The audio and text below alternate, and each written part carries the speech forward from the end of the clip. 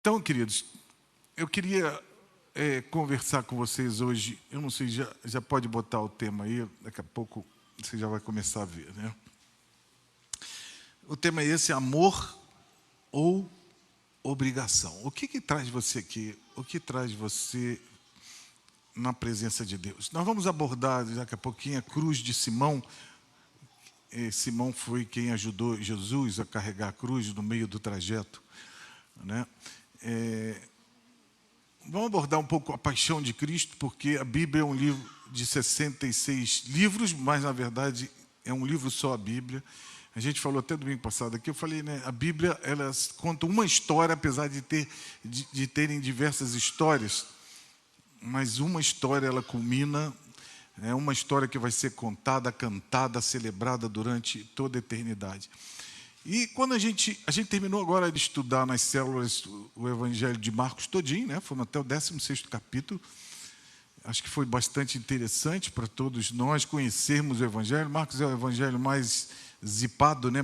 Menor, mais compacto, mas é bem profundo. E você, para estudar a Bíblia, você vai ter que... E nós somos convidados a não só ler, mas estudar a Bíblia. Você vai ter que ver para quem foi escrito, quando foi escrito, por que foi escrito, porque aí você vai ter um entendimento do que estava acontecendo na época, que muito do que foi escrito tinha a ver com o que estava na geopolítica, na situação histórica da época. E é óbvio que a Bíblia é um livro profético, ele é atemporal, também tem a ver conosco. Mas, por exemplo, Mateus, todo mundo já sabe que foi escrito para os judeus, e a ênfase era mostrar Jesus como Messias, né? Mateus tenta ligar o Velho Testamento ao Novo Testamento. Já Lucas, ele foi escrito para os gregos, e a ênfase era a humanidade de Jesus. João já é um evangelho um pouquinho diferente, né? Ele foi escrito para os cristãos, ele vem afirmar a divindade de Jesus e veio para combater heresias que estavam surgindo naquela época, do gnosticismo e outras seitas. Agora, o Marcos, onde a gente vai ficar, né, ele foi escrito diferente, ele foi escrito para os romanos, e a ênfase era Jesus como servo. Então, gente, Jesus como servo, vocês já sabem dessa citação maravilhosa de Jesus, né? Que ele não veio para ser servido, mas veio para servir e dar a sua vida em favor de muitos. Nisso, nós estudamos agora, finalizando, a paixão de Cristo, a crucificação de Jesus, que representa o clímax da história redentora de Jesus. Jesus ficou 3 anos e meio, viveu 33 anos, né? Viveu 3 anos e meio numa caminhada aqui para mostrar a verdade, trazer a visão do reino de Deus, implantar o reino de Deus aqui, e para finalizar, ele tinha que completar a sua obra, né? E esse último ciclo de Jesus, ele pega a última semana, então, principalmente, depois da ceia, né, quinta-feira, a ceia do Senhor até a sua crucificação. E o termo paixão, no latim, que significa sofrimento. Não é paixão de amor. É claro que estava envolvido muito amor nessa história, né? No entanto, quando a gente fala da paixão de Cristo, a gente está falando de algo muito maior, que não é só o momento da crucificação, mas todo esse processo que culminou foi um processo emocional, porque Jesus era um ser humano. Você vê ele no Getsemane, né, numa agonia tremenda. Foi um processo espiritual, foi um processo físico, porque Jesus levou uma grande surra, foi humilhado, foi cuspido, né? E o Evangelho de João chega a dizer, João 12, 27, que fala assim: agora está angustiada a minha alma, e que direi eu? Jesus falando, né, e perguntando: Pai, salva-me dessa hora. Mas precisamente com esse propósito eu vim para esta hora. Então essa angústia antecede a prisão. Ele orou, pediu a companhia dos discípulos, os discípulos dormiram, você sabe da história, e a tortura dele. Jesus, é interessante como a humanidade varia, né? Jesus, no início da semana, entra em Jerusalém, sentado no burrinho, e toda a multidão clama: hosana ao que vem em nome do Senhor. Bendito que vem em nome do Senhor. E começa a viver, Jesus vive essa tensão do aplauso da recepção e daqui a pouco da negação dos próprios discípulos que se escondem, né? O abandono, a solidão, nessa dor que ele teve. E, como eu disse aqui, essa dor antecede aos pregos que foi cravado nas suas mãos, nos seus pés. E ali era a salvação da humanidade. Irmãos, a gente vai falar isso a vida inteira. Paulo falava assim, eu prego a Cristo, e esse Cristo o quê? Crucificado. Né? Tem uma cruz aqui nesse teto aqui, não é à toa, né? Porque é um símbolo que vai ser eterno. A paixão de Cristo não é apenas um martírio, porque morrer por uma causa, muita gente já morreu, e causas até nobres. Mas ali foi um sofrimento, e nós vamos celebrar a ceia, e por isso que eu queria linkar um pouco, até chegar ali em Simão. É um sofrimento substitutivo, porque nós deveríamos abordar sempre que o culpado de Jesus estar morto não foi Pilatos, não foram só os religiosos da época, fomos nós, né? O seu sangue, que foi pregado há 2 domingos atrás sobre a ceia do Senhor, significa a nova aliança, foi o preço de um resgate. Por isso que a ceia, para Deus, é muito sério. E a Bíblia ordena não tomar a ceia de qualquer maneira, porque ali tem um simbolismo, e à medida que a gente consagra esses elementos a Deus, não que esses elementos se transformam literalmente no pão, no corpo e no sangue de Jesus, mas espiritualmente são revestidos de algo que sai do uso natural para o uso espiritual. E Cristo, ele padeceu uma vez pelos pecados, né, para nos conduzir a Deus. E o escritor de Hebreus fala que ele padeceu fora da porta, porque Jesus foi crucificado fora dos muros de Jerusalém. O Gólgota, o Monte do Calvário, situa-se ainda, né, fora dos muros de Jerusalém. Então, meus amigos, a narrativa da paixão de Cristo, da última semana de Jesus, ela ocupa grande parte dos evangelhos, né, especialmente de Marcos, que dedica quase que 1/3 ali no final da história. João também, do 13 em diante até o 21, né? Todos os evangelistas quiseram marcar essa semana. E o Getsêmani foi um lugar de oração, foi um lugar de angústia. Se Jesus orava ao Pai no momento de sofrimento, quanto mais nós, né? Jesus sente a alma abatida, fala, se possível for, passa de mim esse cálice. Jesus passa uma prisão, e ele é levado, então, pelo sinédrio a ser julgado, passa uma noite inteira na mão deles. Depois é levado de manhã, isso foi quinta noite, após a ceia, que foi um momento lindo. Jesus vai para o Getsêmani, e daqui a pouco Pedro trai com beijo, Judas trai com beijo, Pedro tenta cortar, agir humanamente falando, mesmo Pedro que vai tentar uma ousadia, daqui a pouco vai esmorecer. Jesus é abandonado, e ele é levado então para a casa do sumo sacerdote, lá, e aí ele é maltratado, ele é surrado, e depois vai de encontro a Pilatos, e depois a crucificação.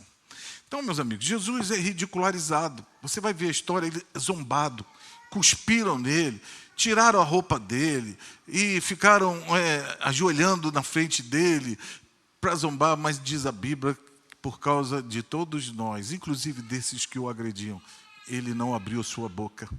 E a crucificação ocorre, é o ponto que a gente já vai chegar aqui. Eu só queria introduzir isso, em que a dor física também chega ao ápice, mas a dimensão espiritual é muito, muito, muito mais intensa. Mais uma vez, e ali ele sofre o abandono do Deus Pai, por nossa causa. Ele estava assumindo os nossos pecados, as nossas enfermidades espirituais. E ele enfrenta o escárnio. Se você é Deus, desce dessa cruz, né? E no meio disso surge um brilho de graça ali, um ladrão arrependido que ouve de Jesus, hoje mesmo estarás comigo no paraíso. Meus irmãos, essa é uma introdução que eu queria só lembrar de Jesus, porque o que a gente vai ler agora ocorreu junto. Você sabia que por ocasião da festa da Páscoa era comum soltar um preso, né? E todo mundo já ouviu chamar de um homem Barrabás, que era um criminoso, que foi preso justamente. Bom, ele havia cometido um homicídio e Pilatos não teve a coragem, a honradez, sabendo que Jesus era justo, depois de o interrogar, de o libertar. Porque tinha um interesse político, queria agradar os judeus. Ele estava exercendo um governo por parte de Roma, naquele território de Israel. E assim, os sacerdotes e os escribas, o sinédrio, eles, por causa de inveja de Jesus, queriam matá-lo. E eles trouxeram. E, infelizmente, Pilatos pergunta: quem vocês querem que eu solte? Imagine todos nós aqui com um homicida, com um criminoso aqui, e pegar uma pessoa inocente e falar assim: não, solta o criminoso. Foge da razão humana. Foge da lógica. Foge da justiça. Isso aconteceu. Jesus simplesmente estava ali. E aí então fala: o que eu faço com o rei dos judeus? Porque normalmente na Páscoa não se crucificava, era uma festa. E eles falam: crucifica-o. E Pilatos manda açoitar Jesus e entregou para ele ser crucificado. E assim, eles saem do palácio, né, que é o pretório, chamado pretório, e reúnem toda a tropa, vão numa procissão agora para a crucificação de Jesus. Botam Jesus com um manto de púrpura, diz a Bíblia. Algum mal iluminado pega assim: o que a gente pode fazer para botar uma coroa? Vamos pegar um galho todo cheio de espinho, vamos fazer uma coroa, vamos botar na sua cabeça. E aconteceu isso. Nosso Jesus passou tudo isso por nossa causa. E aí ele foi nessa procissão macabra, assim, né? Sendo saudado, não como ele entrou em Jerusalém antes, no início da semana, mas agora: salve o rei dos judeus, mas com escárnio, com zombaria. E eles batiam em Jesus. Então imagina Jesus todo surrado, porque a surra que levava ali era com um tipo de um chicote que tinha uma lança ou de metal ou de osso, que lanhava as costas todas e muitas vezes penetrava, expunha os ossos.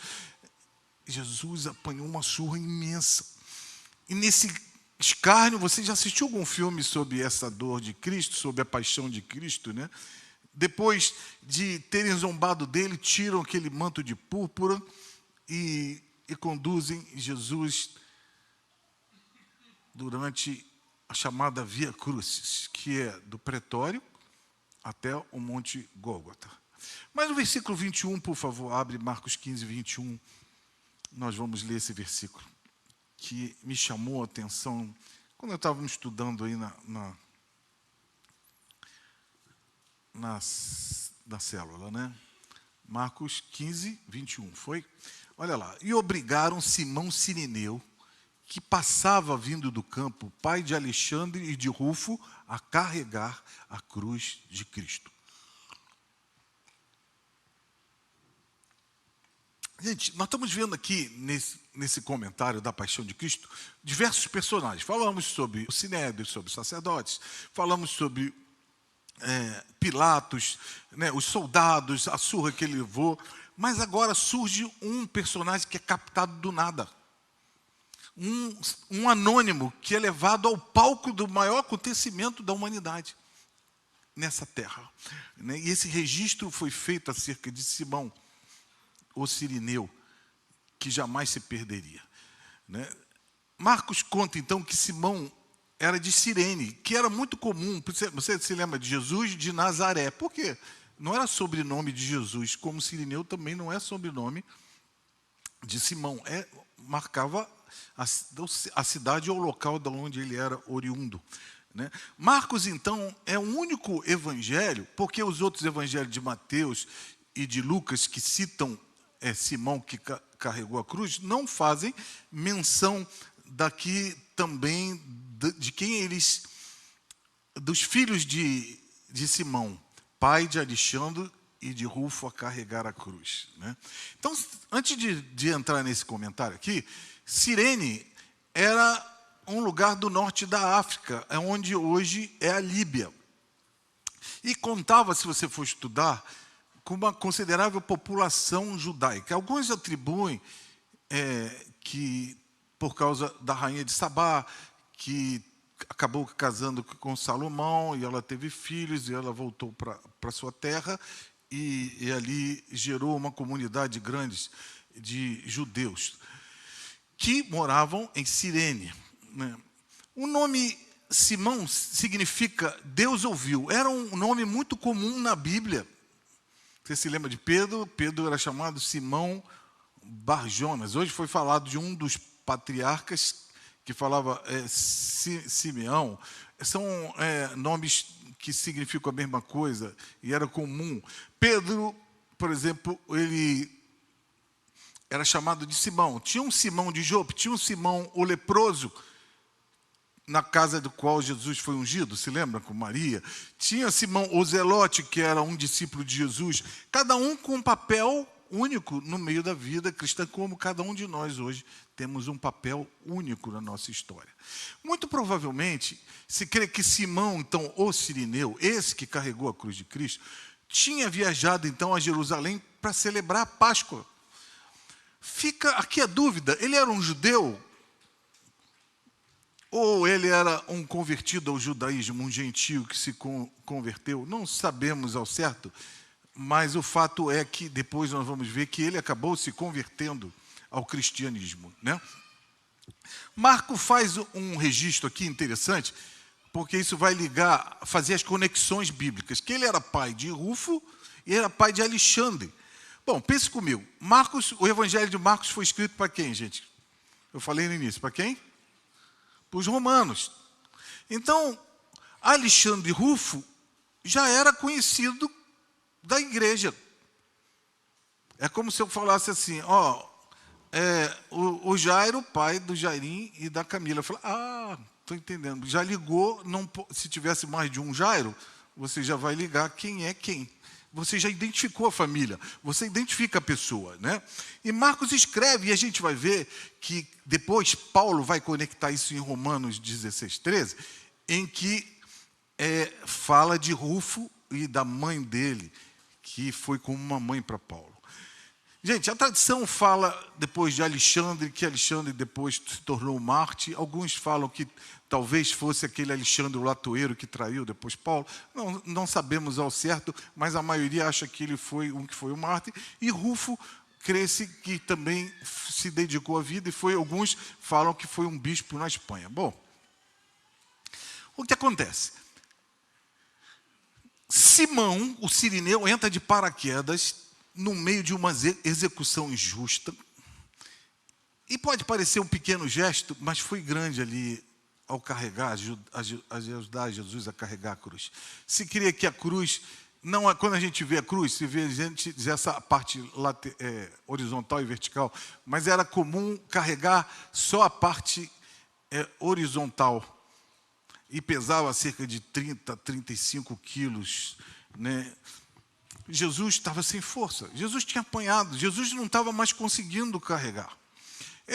Essa Via Crucis tem uma distância aproximada de 3 quilômetros, então não é pouca distância para quem passou uma noite sendo sofrido, maltratado, surrado, e logo após tendo que caminhar esse peso.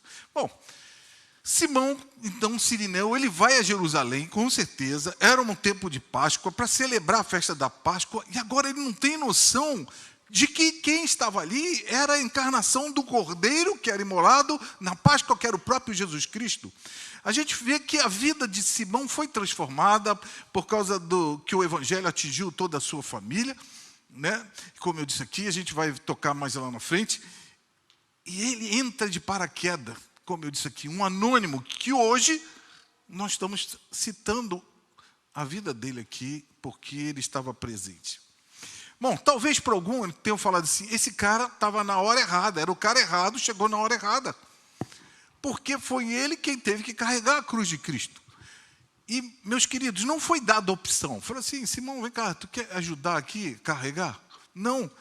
Como faziam muitos peregrinos, eles estavam chegando a celebrar a Páscoa, e a ideia era ali adorar a Deus, era ir no templo, e agora de um espectador, porque ele chega, vê um tumulto, uma turba de pessoas gritando, xingando, zombando, ele vê, entra no meio daquele tumulto, o que é isso? Daqui a pouco um soldado pega ele, vem cá, você vai carregar a cruz.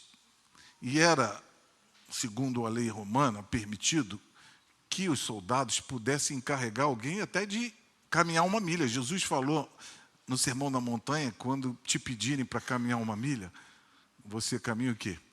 Uma segunda milha.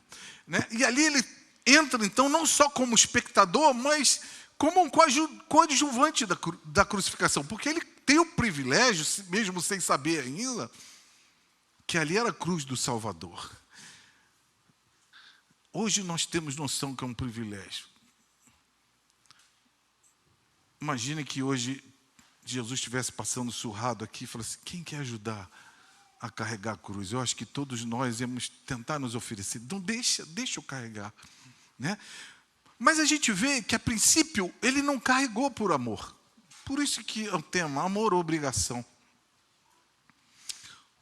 Não carregou porque ele viu o sofrimento de Jesus, porque ele viu a dor, porque ele viu o seu corpo todo triturado, cheio de sangue, marcado. Né? Não. Por que, gente? Ninguém em sã consciência, ainda mais um judeu, iria querer carregar uma cruz, porque aquilo era símbolo de vergonha.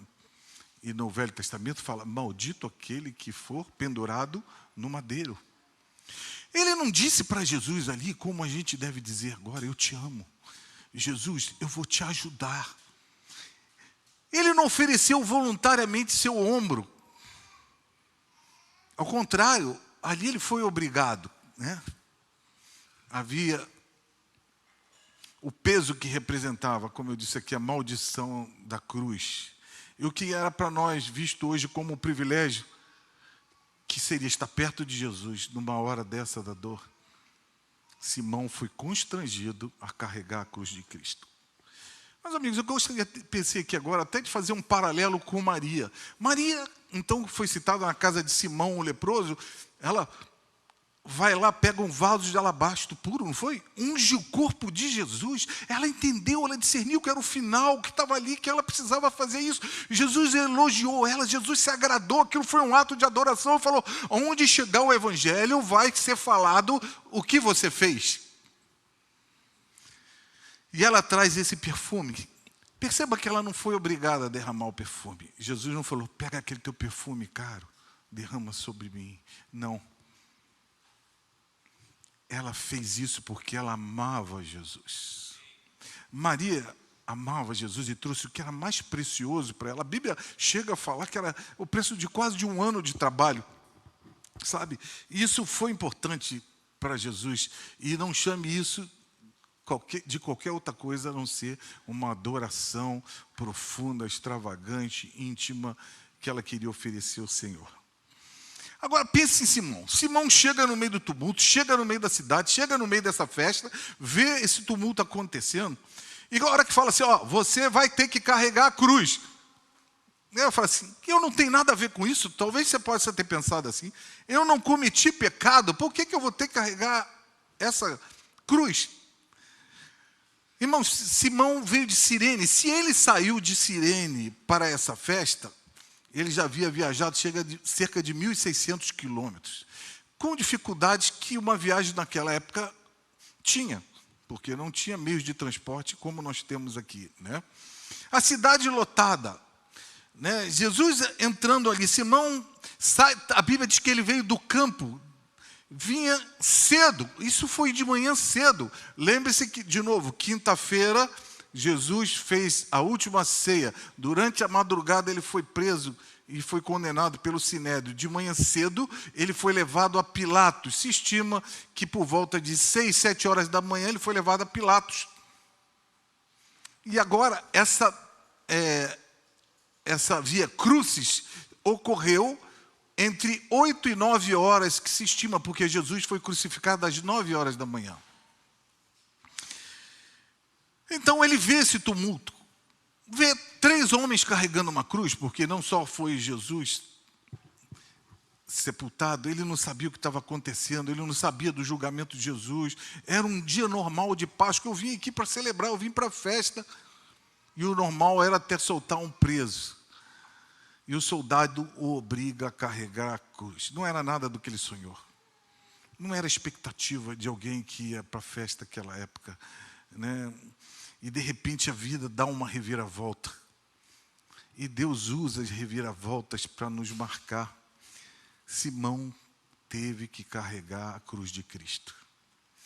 Meus amigos, pensa o seguinte: quando você oferecer um sacrifício, quando você ia a uma festa, se você tivesse com a veste manchada de sangue, você era cerimonialmente impuro. Agora, Jesus tomou a surra. À medida que ele carregou a cruz ficou marcada com sangue. E agora, aquele que vinha à adoração no templo seria impedido cerimonialmente de celebrar a Páscoa, ou seja, se ele tivesse caminhado de Cirene 1.600 quilômetros, seria um tempo perdido, porque agora ele seria cerimonialmente impuro. Imagino eu que se tivesse que voltar, então, se sua família não estivesse junto com ele ali, ou estivesse que voltar, ia chegar dizendo que ele não teve a honra de ir no templo, de adorar por causa da impureza. Seus planos, então, foram interrompidos. Talvez alguns, se não tivesse a visão, e talvez até Simão, como é que eu posso falar? Num rápido pensamento, tivesse movido de raiva, porque eu demorei a chegar aqui, eu custei, eu tinha um sonho. Talvez estivesse com raiva. E ele, não sei que ponto da Via Cruz, ele tem que carregar a cruz. Não sei se logo depois de Jesus sair do pretório, se mais no final, mas o fato é que essa é uma cena inesquecível. Então imagine agora a cena de um momento inesquecível de transportar até o lugar do Monte Calvário, do Gólgota, até agora Simão carregando a cruz, devolvê-la para Jesus. Eu creio que ele ficou presente ali, porque já que estava carregando, viu Jesus ser crucificado e talvez ouvido as palavras de Jesus: Pai, perdoa-lhes porque eles não sabem o que fazem. Ele viu a placa lá: Jesus de Nazaré, Rei dos Judeus, escrita lá em hebraico, latim e no grego, para que todos entendessem. Ele encara Jesus face a face, porque ele teve que pegar a cruz de Cristo. A imagem de Jesus sendo crucificado, e sem querer ou não,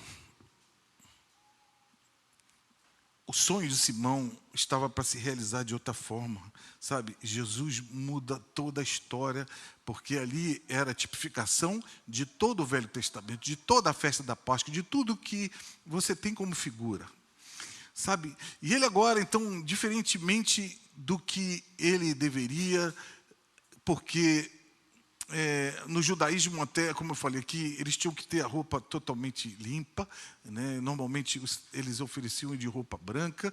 Agora ele tem as roupas suas manchadas pelo precioso sangue de Jesus. Meus queridos, em Atos 12, a gente vê a descrição de uma igreja que surge. Eu vou fazer um link agora. Chamada Igreja de Antioquia. Foi a primeira igreja gentílica, ou seja, de pessoas que não eram judeus convertidos, mas de gentios convertidos ao cristianismo. E ali surge, porque houve perseguição lá em Jerusalém, e aí espalhou os cristãos, e aí chegou em Antioquia. Depois, essa igreja se torna pujante, se torna uma igreja missionária, se torna até uma igreja depois mais importante que a de Jerusalém. Olha Atos 13:1, por favor. Abre aí, por favor.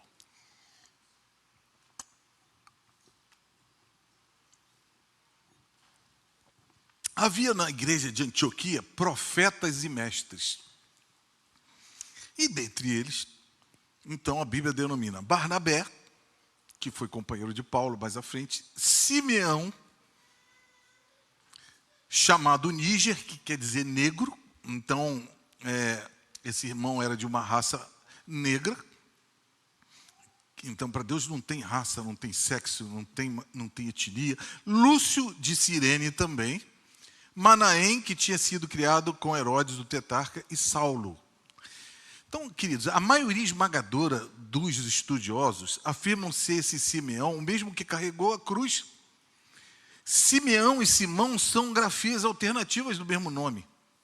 Então você vai ver, um dos patriarcas era Simeão, aquele que também, quando vê Jesus, agora eu posso morrer porque eu vi, estava no templo, a salvação, também era Simeão. Agora, se a gente verificar que Atos 11, eu não vou abrir aqui, mas descobre que na igreja de Antioquia havia, onde aparece ali Simeão e o Níger, várias pessoas que eram de origem depois de Cirene. Por quê? Diz lá que os que foram dispersos a partir da perseguição com a morte de Estevão se espalharam até Fenícia, Chipre e Antioquia, não anunciando a palavra a ninguém que não fosse judeu. Alguns deles, porém, eram de Chipre e de Cirene, que foram até Antioquia. Então, como essas palavras chegaram a Cirene? Se crê que Simão, o Cirineu, foi aquele que o levou. Com certeza, Simão foi influenciado pela cruz. Não há como ver aquele episódio e não ser marcado, né? E dentre esses núcleos de missionários que precedeu Paulo, porque Paulo foi depois convertido, foi levado para Antioquia, estava lá Simeão ou Simão, o Níger. E eles que ordenaram Paulo, quando o Espírito Santo falou: separai-me a Paulo e Barnabé para a obra que eu os tenho chamado. Como eu disse aqui, Mateus e Lucas só falam que Simão foi obrigado a carregar a cruz. Marcos, como eu disse, que foi escrito para os romanos, nos dá a dica que ele era pai de Alexandre e de Rufo. E sabia que essa carta seria lida em Roma, e eles identificariam quem seria, então, Simão, como eu afirmei aqui. E Simão, então, tudo leva a crer que ele foi um seguidor de Jesus. Se esse fato é verdadeiro, e se os estudiosos têm, a maioria, e eu pesquisei vários, a confirmação de que esse Simeão de Atos 13 era Simão o Cirineu, toda a família se converteu mais à frente. Anos mais tarde, a família se mudaria e alguns creem então que Simão já tinha morrido, Simeão, né? Eu falei que são grafias alternativas. E aí então a família se mudou para Roma. E Paulo escreve, eles eram proeminentes na igreja local, do papel que a mãe de Rufo exercia, sabe? É sobre ele. Bota aí Romanos 16, 13, por favor. Paulo faz uma saudação, então. Romanos 16, 13. Olha lá. Saúdem Rufo, eleito no Senhor, igualmente a mãe dele, que também tem sido mãe para mim. Então veja como o Evangelho toma caminhos que são inesperados, né? Ali a gente vê agora uma família que abriu a casa para Jesus. A esposa de Simão se tornou uma mãe para Paulo. Então alguém que acolheu, que fez uma comida, que deu provisão, que deu carinho, e toda a família foi convertida a Cristo. Meus amigos, eu estou avançando mais para o fim. Eu queria pensar algumas aplicações ou conclusões para a nossa prática hoje. Primeiro, os planos de Deus não são acaso. Einstein, todo mundo acho que já ouviu essa citação. Tem uma citação famosa: Deus não joga dados. Até o que parecia ruim coopera para o nosso bem. Aquilo que a gente não entende hoje, de alguma maneira, eu creio que essa fratura do pé cooperou para o meu bem.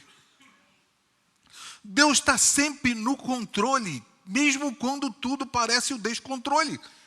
Porque para muitos Deus havia largado Jesus ao lento e à sorte humana. Não são coincidências. Muitas vezes a gente tem que ver a providência de Deus. Não é o acaso. Deus não trabalha com acaso. Nem a criação foi do acaso. Nós não cremos na criação do cosmos como acaso, né? Um Big Bang, não. Nós cremos que Deus criou, que Deus tinha um propósito. Por exemplo, Deus usa um peixe para engolir Jonas. Por que tinha um propósito? Deus usa uma cobra, por incrível que pareça, para morder Paulo numa ilha chamada Malta, quando ele sai de um naufrágio com um propósito. E toda a ilha se converteu e ouviu falar do nome de Jesus. Deus usa um soldado para escolher agora Simão para carregar a cruz. Imagine, irmãos, que se Simão tivesse passado 1 hora antes, não teria encontrado com Jesus. 1h30 antes. Se tivesse passado 1 hora depois, também não teria encontrado com essa turma que foi... Porque essa procissão estava saindo de Jerusalém para fora do muro. E o normal era se caminhar para dentro de Jerusalém na festa da Páscoa para celebrá-la. Então, meus amigos, a gente canta muita coisa e a gente tem que passar a crer em muita coisa. Quem se lembra, a gente canta: sua hora é perfeita, sua maneira a mais linda.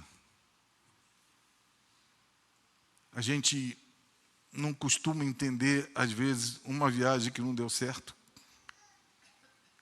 Planejou tanto e deu tudo errado, né? Eu deixei de viajar, aliás, para Gramado ano passado, por causa do problema na próstata, né? A gente não costuma entender quando uma porta se fecha. Quando um não de Deus acontece, eu dei a palavra sobre o não de Deus há 1 mês e pouco. Mas, meus amigos, Deus continua Deus, sendo Deus, e é necessário a gente confiar. A história de Simão Cirineu está na Bíblia por uma razão significativa. Ele destaca aqui uma importância também de nós carregarmos os fardos. Como Jesus, foi importante que Jesus tivesse o fardo carregado, porque ele não conseguia mais, fisicamente estava extenuado, sem forças. E então, o poder da transformação, quando nós nos ajudamos outros também nas lutas e dificuldades da vida. Embora ele tenha sido forçado, e a Bíblia é clara nisso, nos lembra da importância aqui da gente ser compassivo com o sofrimento alheio, estender a nossa mão para ajudar o outro. E domingo passado nós falamos que a vontade de Deus é Miqueias 6, né? 8:16, 6:8, obrigado. Que você já sabe qual é a vontade de Deus, né? Quem se lembra da vontade de Deus aí? Pratiques, ames e andes humildemente diante do Senhor teu Deus. Um homem aparentemente comum que surge, tornou-se uma figura que pode ser falada hoje, e nós podemos ser eternizados na vida, na história do cristianismo, à medida que a gente ajuda um dos pequeninos que Jesus fez. Eu sei que Simão não sabia acerca da profundidade disso, de carregar a cruz. Aliás, Jesus fala depois, né? Quem não tomar a sua cruz e não me seguir, porque o texto bíblico diz que, então, Jesus ia após ele, estava indo à frente de Simão. Simão depois assumiu a cruz, Jesus foi à frente, Simão atrás. E isso tomou um simbolismo mais no entendimento, quando Jesus, no seu ensino, falava que nós deveríamos tomar a nossa cruz. Simão levou toda a família a Jesus. Outro exemplo aqui, que nós temos que levar a nossa família a Jesus. E com certeza, quando Simão chegou em casa, ele contou essa história, sim ou não? Vocês não acreditam, vai falar assim: eu estava chegando em Jerusalém, eu estava entrando, eu ia celebrar a Páscoa, de repente um soldado me chamou e mandou carregar a cruz. Ele contou essa história, com certeza, para Rufo, para Alexandre, para sua esposa, e quem sabe para outros mais. Eu creio que lá em Antioquia, e depois essa história foi falada, né, porque ele fala... Depois, então, que todos se convertem, porque esse homem foi tocado. E quando a gente conhece o Senhor, uma porta é aberta na nossa família, né? Imagina na outra Páscoa, sentar e falar assim: aconteceu 1 ano atrás. E eu carreguei a cruz de Jesus. A paixão de Cristo, ela nos confronta com o nosso pecado e com a grandeza também do amor de Deus. E é um convite esse momento, uma contemplação, um arrependimento e gratidão. E a gente não pode encarar a cruz de Cristo como qualquer coisa, ou como mais um evento da história. Ele é o evento. E é um evento transformador. E ele lembra que nós somos amados por Deus. Ele fala de um Deus que sangra, que sangrou por nós, que sofreu e que se entregou a nosso respeito. A paixão de Jesus é uma história antiga, mas é atual, tem que ser no nosso coração. Por isso que nós vamos celebrar daqui a pouco. Tem que ser lembrada, porque ela é a maior prova do amor de Deus, que fez tudo o que era necessário para nos alcançar. João chega a dizer: de tal maneira amou Deus o mundo, que deu o seu único Filho, para que todo aquele que nele crê, nós não pereçamos, mas tivéssemos a vida eterna. Mas sabe como a Bíblia, João define, João 17, a vida eterna? A vida eterna é que te conheço a ti como o único Deus verdadeiro, e a Jesus Cristo, seu Filho, que enviaste. A vida eterna é uma qualidade de vida à medida que a gente conhece a Deus e começa a se relacionar com Deus. E a cruz tem uma mensagem de amor. A própria cruz é o Senhor. Você pode ter muitas coisas na vida. Você pode ser bem rico, ter muitas coisas, e Deus dá bens para alguns. Riqueza não é pecado. Pecado é o amor, dinheiro, e não usar o dinheiro naquilo que Deus orienta e como ordena. Mas se você não tiver Jesus, você não tem nada. Quem sabe você entrou aqui hoje no seu relacionamento com Jesus bem frio. Quem sabe você entrou aqui com uma semana sem comunhão, sem oração. Talvez, se a gente viver assim, talvez Jesus esteja sendo mais um na história, sabe? Mas Jesus é o Senhor da história. Só Ele que pode mudar os caminhos. Ele mudou o caminho entrando na vida de Simão, sabe? Isso é algo que tem que marcar o nosso coração. Simão não sabia que aquele que estava carregando na hora ali o corpo massacrado era o próprio Filho de Deus, mas você hoje sabe, você hoje tem entendimento, nós temos entendimento disso e temos que levar isso a sério, porque se a igreja não falar de Jesus, ela é qualquer outra organização, qualquer outra reunião, e não a igreja de Jesus, da qual Ele é o cabeça, da qual Ele é o dono. Se antes também Jesus para você foi vítima da história, hoje você não pode encarar assim: eu fui o pivô dessa história, eu matei Jesus, e os meus pecados o levaram à cruz. Porque Jesus foi à cruz pelos nossos pecados, diz a Bíblia. E Ele não foi obrigado, como Simão, Ele foi voluntariamente. Quando questionado, ser obrigado, você acha que se eu rogasse ao Pai, Ele não enviaria 12 legiões de anjos? Era assim, ó. Mas ele era Deus. E Pedro foi fazer isso, e ele questiona Pedro e fala: Pedro, eu rogaria ao Pai, Ele me defenderia. Quantos anjos à disposição de Jesus? Quantos anjos gostariam de carregar a cruz de Cristo, só de ver aquilo? Porque o espetáculo para o mundo espiritual, nós hoje vemos coisas físicas. Jesus estava em corpo, aqui, e em espírito, como Deus, e toda a hoste celestial via como vê o nosso mundo. Aquilo que para nós é obscuro, para outros, para os anjos e para Deus não é. Deus estava em Cristo reconciliando o mundo consigo. Esse é o cálice, ele é o símbolo da aliança, como foi falado. Foi através do sangue de Jesus. E quando a gente olha para a cruz, a gente tem que falar: eu encontrei o meu tesouro. A gente não canta isso? Eu encontrei o bem mais precioso. Eu encontrei o Senhor, eu encontrei a vida, eu encontrei a salvação, eu encontrei o perdão, eu encontrei a esperança. A cruz, embora é um símbolo de maldição e morte, ela é um símbolo de esperança. Jesus pagou o preço. Mas, amigos, eu queria terminar com essa pergunta: amor ou obrigação? O que te trouxe aqui hoje?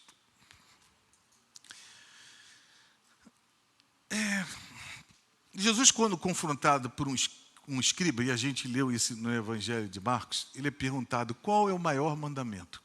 Quem se lembra disso? Você não estudou na célula? Jesus Ele não sabia, o escriba era um mestre da lei, ele escrevia a lei, ele decorava, ele sabia, porque não tinha imprensa, era papiro, eles escreviam manualmente falando. Então, alguém que conhecia e muitas vezes era consultado para saber o que dizia a Bíblia. Mas era comum também a alguém mais sábio perguntar ao outro as dúvidas. Jesus era conhecido também como um rabino, como um mestre. E esse escriba não sabia que estava de frente do maior intérprete da lei, que era Jesus. E ele pergunta assim, como os fariseus tinham postulado, você já sabe, aí estudou na escola dominical, 613 mandamentos, e tinham alguns, eles separavam mandamentos leves e pesados, fáceis e difíceis. E eles perguntam assim, o maior mandamento ou o menor? Qual é o maior mandamento? Jesus sintetiza toda a lei, como nenhum intérprete da lei havia feito até então, e fala, amarás ao Senhor teu Deus. O que mais, gente? Abre aí Marcos 12, 30, por favor. Marcos 12, 30.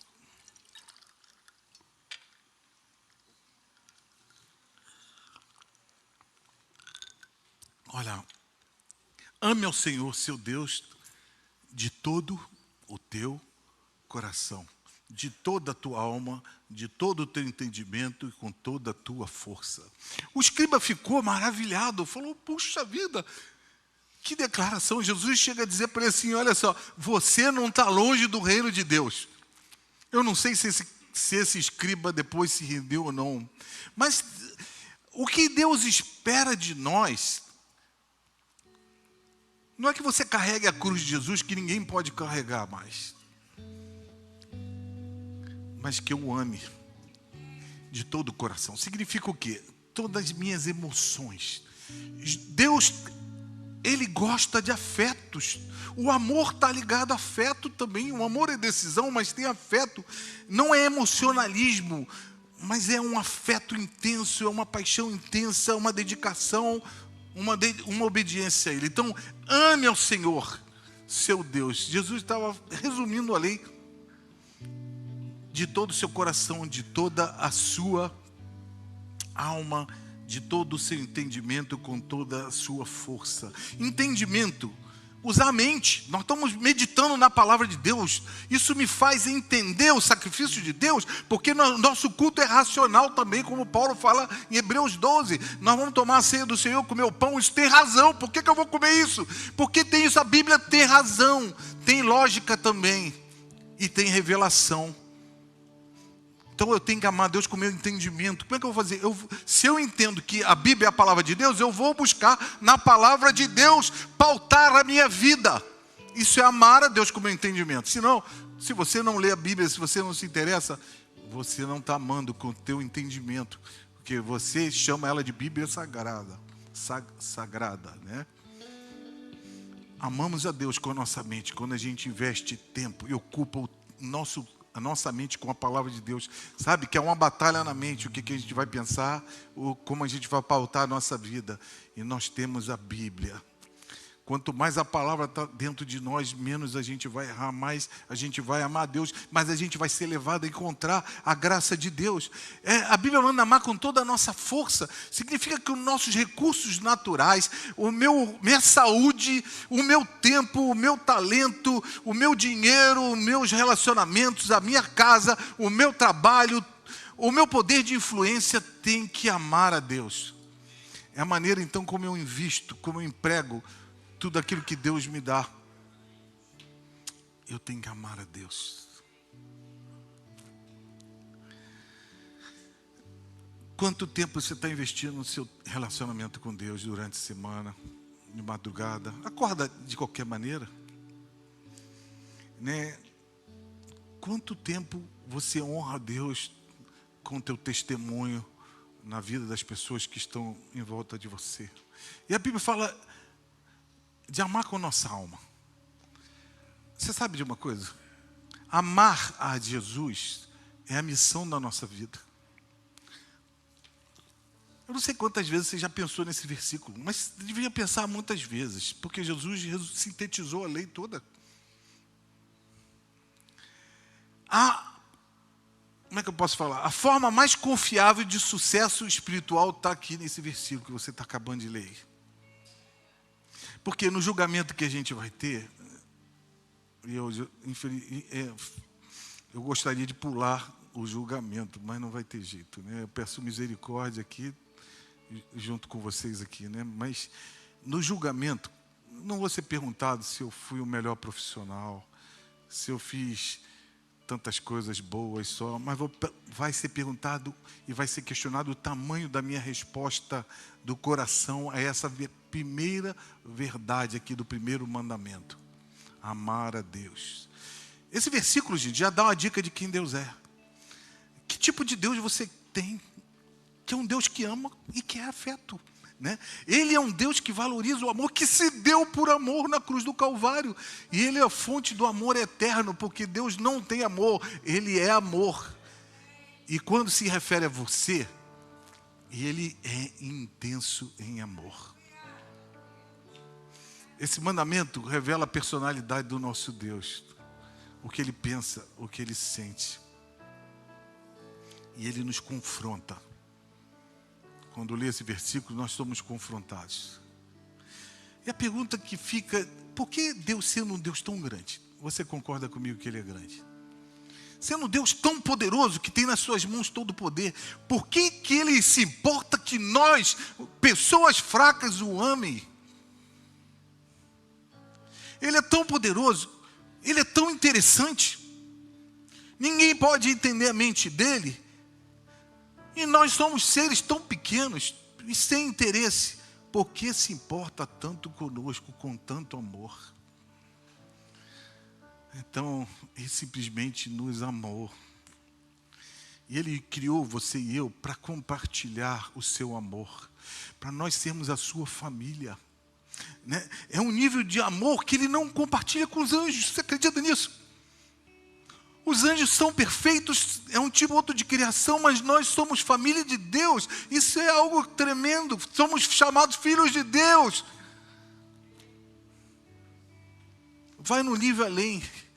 Meus amigos, eu queria te convidar a transformar essa manhã numa manhã não só natural, mas sobrenatural. Agora, numa expressão de amor a Deus. A Bíblia está nos ensinando o coração de Deus. Sua mente, a Bíblia está nos pastoreando a fazer a escolha da melhor parte hoje, né? Então, meus amigos, faz alguma coisa no teu lugar aí agora. Você e Deus, né? Tem alguém que tem percepção espiritual, que está ouvindo o que a Bíblia diz? Então vamos fazer desse amor a razão da nossa vida. Vamos fazer dessa ceia uma ceia de amor a Jesus. Vamos pedir que o Espírito Santo, então, se você está se sentindo fraco agora, te potencialize, te fortaleça, te unja, te capacite, de maneira a você entrar numa dimensão perfeita. E você não ser só tomar ceia por obrigação, porque Ele ordenou. Mas eu vou tomar ceia porque eu o amo.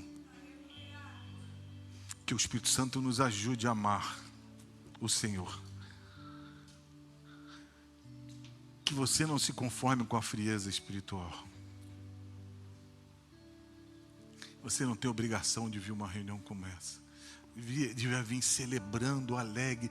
Eu vou me juntar a outros irmãos para cultuar Jesus. Isso tem que ser.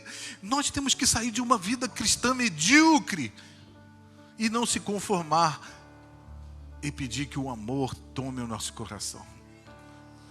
Que Deus nos livre de ser como aquela igreja de Éfeso, que tinha culto, que tinha ensino, que tinha uma boa teologia, que tinha tudo, mas falou: tenho contra você que vocês largaram o primeiro amor. Que Jesus hoje não tem que bater fora da porta do nosso coração, deixa eu entrar, mas que nós sejamos aqueles que primeiro vão convidá-lo a entrar.